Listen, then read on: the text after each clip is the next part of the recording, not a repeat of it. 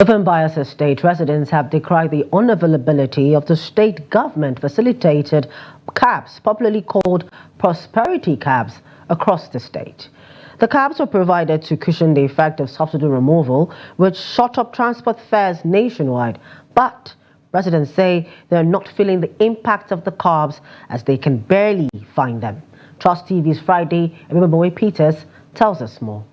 To residents, they can hardly access the cabs, especially during the evening hours when tricycles no longer operate, adding that the few ones available have jacked up their prices, thereby defeating the purpose they were meant to serve. We are no longer seeing the cars on the road. The few ones we are even seeing in the daytime. In the night, you won't find them any longer. You won't even find them in the night.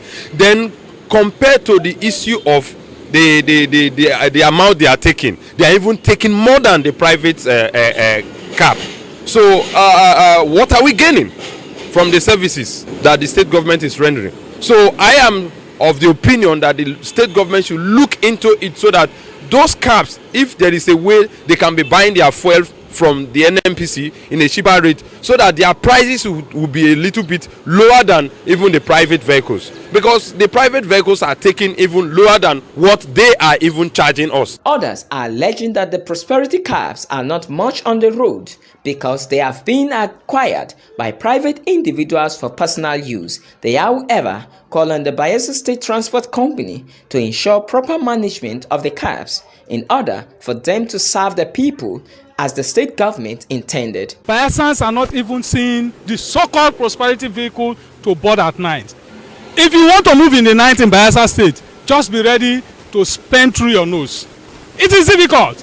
By rights, we are supposed to see government vehicles flooding the whole streets of Bayelsa, both the inner streets and the major roads, so that people can with ease go back to their various houses or carry out their different business activities in the night. And I know the governor has a very good intention to bring out this program and policy in order, like I said, in order to reduce the suffering, the oppression, and the hardship of Bayelsas. But some persons in this state are taking laws into their hand, taking those cars as their own personal cars, which is wrong. Let us call the court a spade a spade. This is not the issue of the governor. Nobody should use this to blackmail the governor. It's not the governor's fault. The governor has not given any directive to any group of person or individual to use those cars for personal use. Of course, no.